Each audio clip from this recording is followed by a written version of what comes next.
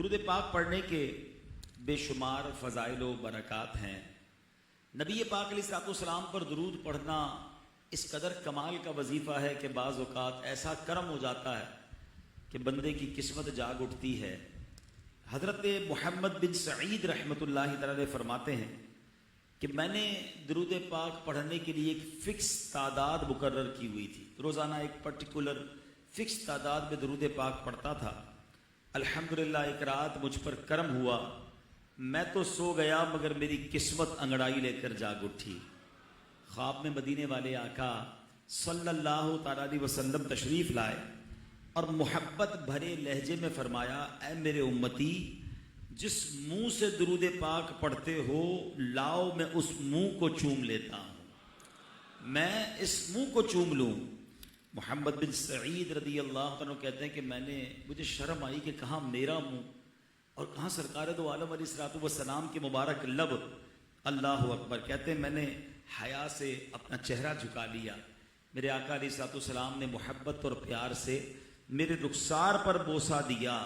کہتے ہیں آنکھ کھل گئی، خواب ختم ہو گیا، مگر کرم یہ تھا کہ پورا کمرہ خوشبوؤں سے مہک رہا تھا۔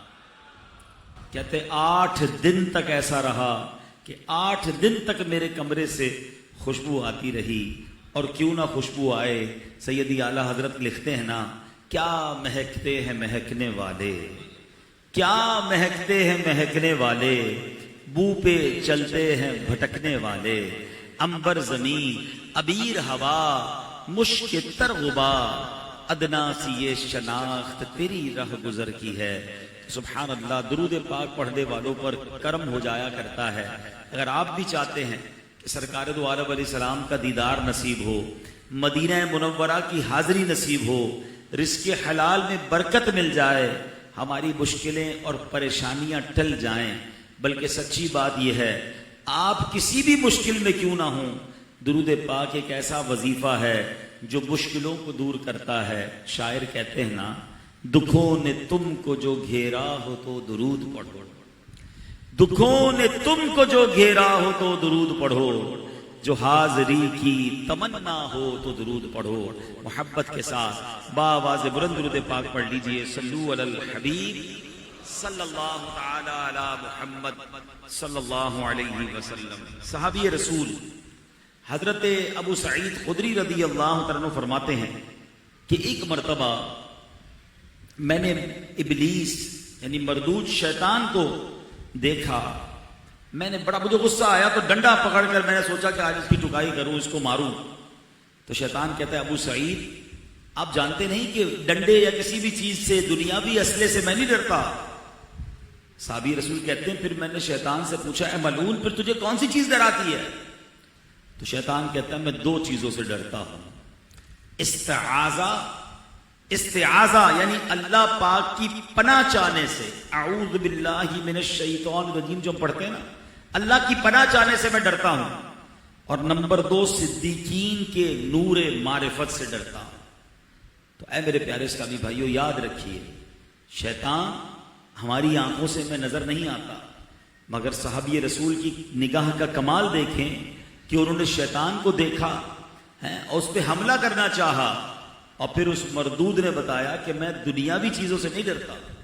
شیطان وہ مردود ہے کہ جس کے بارے میں قرآن فرماتا ہے، اِنَّهُ يَرَاكُمْ هُوَ وَقَبِيلُهُ اِنَّهُ يَرَاكُمْ هُوَ وَقَبِيلُهُ مِنْ حَيْثُ لَا تَرَوْنَهُمْ، بے شک وہ خود اور اس کا قبیلہ تمہیں وہاں سے دیکھتے ہیں جہاں سے تم انہیں نہیں دیکھتے۔ پتہ چلا کہ شیطان کو دیکھا نہیں جا سکتا، مگر کیسا خطرناک دشمن ہے کہ ہم نہیں دیکھ سکتے، وہ ہمیں دیکھ رہا ہے۔ ہم سوتے ہیں، وہ سوتا نہیں، ہم تھکتے ہیں، وہ تھکتا نہیں۔ دشمن سے مقابلہ ہوتا ہے تو دشمن کی اسٹرینتھ کو، دشمن کی طاقت کو بندہ پہلے دیکھتا ہے کہ اس کے پاس کیا اسلحہ ہے، کیا طاقت ہے، کیا ہتھیار ہے، پھر مقابلہ ہوتا ہے نا۔ 2 ملکوں کی لڑائی ہوتی ہے تو کیا ہوتا ہے، اس کے پاس فلاں میزائل ہمارے پاس ہے کہ نہیں، اس کے پاس ایئر فورس ہمارے پاس ہے کہ نہیں، اس کے پاس یہ چیز، اس کا توڑ ہے کہ نہیں۔ لیکن ہم سب کا جو سب سے بڑا دشمن ہے، قرآن جس کے بارے میں کہتا ہے اِنَّهُ لَكُمْ عَدُوٌّ مُبِينٌ، شیطان تمہارا کھلا دشمن ہے۔ اور آپ کو پتا ہے شیطان کا الٹیمیٹ گول کیا ہے؟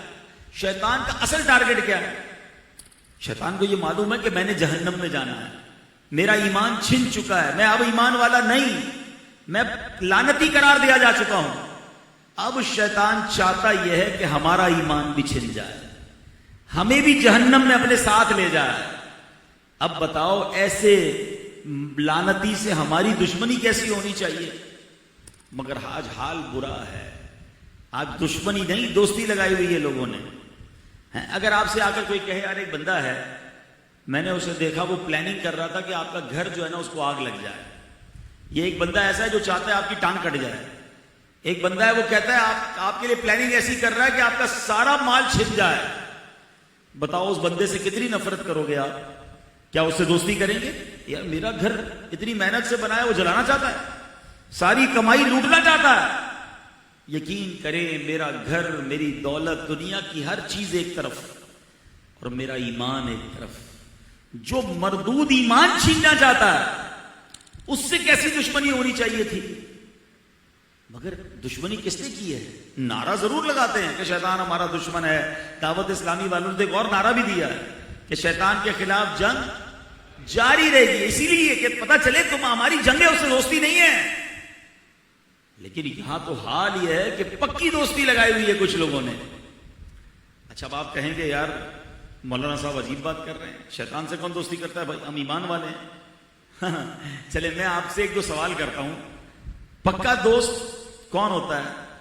جس کی آپ روز مانتے ہیں، جس کی نہ مانے وہ دوست نہیں ہوتا نا، جس کی ہر بات مان لے تو وہ پکا دوست ہوتا ہے۔ بچہ کہتا ہے دوست کو منع نہیں کر سکا، یار اتنا پیارا دوست ہے، اتنا گہرا دوست ہے، یار یہ کام کیوں کیا، کیا کرتا یار، دوست کے لیے تو جان حاضر ہے۔ اب میں آپ سے پوچھتا ہوں، پتہ ہے آپ کو صبح سے شام تک ہم شیطان کی کتنی مانتے ہیں؟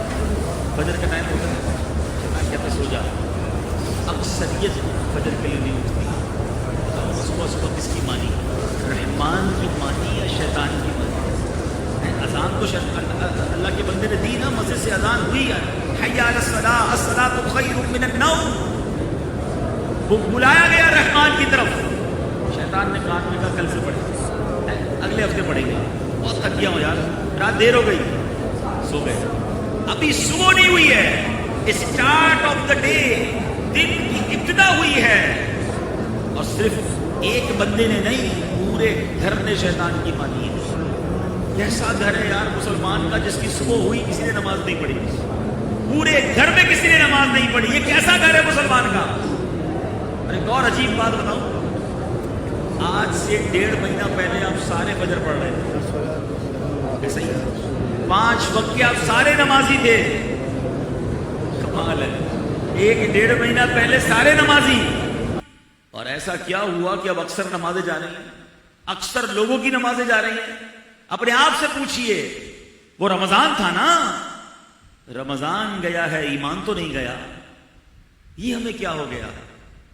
یعنی صبح ہوئی، اچھا ایک تو افسوس پتہ کیا ہوتا ہے، مثال کے طور پہ آج کل میں تو خیر آج پاکستان پہنچا ہوں، لیکن آئی ہوپ کہ 4:30 بجے تقریباً فجر کا وقت شروع ہو رہا ہے اور 6 بجے کے قریب ٹائم ختم ہو رہا ہے، اندازاً بتا رہا ہوں ایگزیکٹلی تو آپ دیکھ لیجئے گا اپلیکیشن میں فجر کے وقت ہی پاکستان پہنچا ہوں، اس لیے تھوڑا سا یاد تھا، میں نے ٹائم دیکھا تھا، 6 بجے تک ٹائم ہے، مثال کے طور پہ مثال دے رہا ہوں، 6 بجے تک فجر کا ٹائم ہے۔ اس گھر میں 6 بجے سے پہلے کوئی نہیں اٹھا، سب کی نماز چلی گئی، مگر 6:30 بجے 7 بجے کا الارم بجتا ہے، کیونکہ ماں اٹھی اسکول کے لیے جگانا ہے، آدھے پونے گھنٹے بعد ایک اور الارم بجتا ہے کیونکہ آفس جانا ہے۔ کمال دیکھو، سب کے پاس اٹھنے کا ٹائم تھا، اسکول کے لیے، کالج کے لیے، آفس کے لیے، ناشتے کے لیے، مگر اس سے 1 آدھ گھنٹہ پہلے رحمان عز و جل نے پکارا تھا، اس کا حکم تھا، فرض تھا، ہماری سب کی نماز چلی گئی۔ یار ایسا گھر ہے ہمارا۔ اچھا پکا دوست اور کس کو کہتے ہیں کہ ابھی آنکھ نہیں کھلی اس کی بات مان لی ہے۔ چلیں جناب، اب دن شروع ہوا، دن شروع ہونے کے بعد کوئی جاب پہ گیا، کوئی نوکری پہ گیا، کوئی کاروبار پہ گیا، اب دن میں کیا ہو رہا ہے؟ شیطان کہتا ہے جھوٹ بولو، جھوٹ بولو، شیطان کی مانی، بے پردہ عورت سامنے سے گئی، شیطان کہتا ہے بے پردہ عورت کو دیکھ، شیطان کی مانی۔ ظہر کی اذان ہوئی، کہتا ہے ابھی تو کاروبار کا ٹائم ہے، باتیں پڑھ لیں گے، ظہر قضا کی، شیطان کی مانی، عصر قضا کی، شیطان کی مانی، مغرب قضا کی، شیطان کی مانی، عشاء کا ٹائم آیا، قضا کر دی، شیطان کی مانی، رات آئے فلمیں ڈرامے گانے، دوستوں کے ساتھ بیٹھے تو مزید برے کام، موبائل ہاتھ میں لیا، اس کے اندر نہ جانے کیا کیا دیکھا۔ کبھی غور تو کرو، صبح سے شام اتنی شیطان کی بات مانتے جتنی ماں باپ کی نہیں مانتے، تو دوستی نہیں ہے تو کیا ہے؟ قرآن کہہ رہا ہے دشمن ہے تمہارا، حضرت ابو سعید خدری مارنے نکلے اسے، اور آج کا مسلمان بیسٹ فرینڈ بنائے ہوئے ہے۔ صرف فرینڈ نہیں، یقین کریں آپ دنیا میں نارملی کسی کی نہیں مانتا اتنا بندہ جتنی شیطان کی مان رہا ہے، اور روز بنوا رہا ہے۔ اللہ اکبر، آج سمجھنا ہے کہ دشمنی کرنی ہے تو شیطان سے، ورنہ یہ کرے گا کیا پتہ ہے؟ اس کا ٹارگٹ میں نے آپ کو بتا دیا ہے۔ یہ جو روز مان رہا ہے نا، ایک بار نگران شورا نے ایک بیان میں بڑی کمال کی بات فرمائی تھی۔ آپ کو پتہ ہے نارملی کوئی بڑا مقابلہ کرنا ہو تو اس کی نیٹ پریکٹس ہوتی ہے، کسی کو فائٹ کرنی ہو تو کسرت کرتا ہے، ورزش کرتا ہے، پہلوان بنتا ہے، پھر کہتا ہے یار چھوٹے چھوٹے مقابلے جیتوں گا، پھر فائنل مقابلہ جیتوں گا۔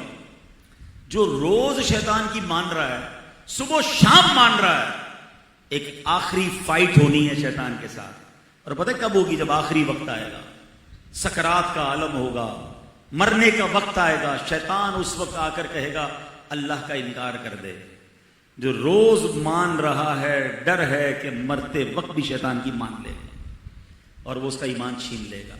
مبارک ہو اسے جو صبح ہوتی ہے شیطان کہتا ہے سو جا، شیطان کو کہتا ہے میں نے تیری نہیں اللہ کی ماننی، وہ کھڑا ہو جاتا ہے، وہ وضو کرتا ہے، وہ فجر پڑھتا ہے، وہ مسجد میں آتا ہے، بازار میں جاتا ہے، شیطان کہتا ہے دیکھ حرام، کہتا ہے نہیں تیری نہیں ماننی اللہ کی ماننی، نگاہیں جھکاتا ہے۔ ظہر کا وقت ہوا، کہتا ہے آج ظہر چھوڑ دے کل پڑھنا، تیری نہیں ماننی میں نے ظہر پڑھنی ہے۔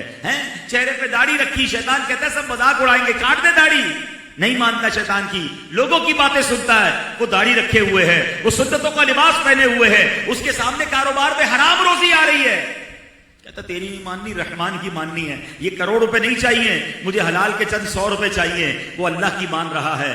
اللہ اکبر، انشاءاللہ یہ روز شیطان کو ہرا رہا ہے۔ ایک دن آئے گا جب آخری دن وہ ہمیں چاہے گا کہ ہمارا ایمان چھین لے، اس کی نہیں مانے گا، کلمہ پڑھ کر دنیا سے ایمان سلامت لے کر جائے۔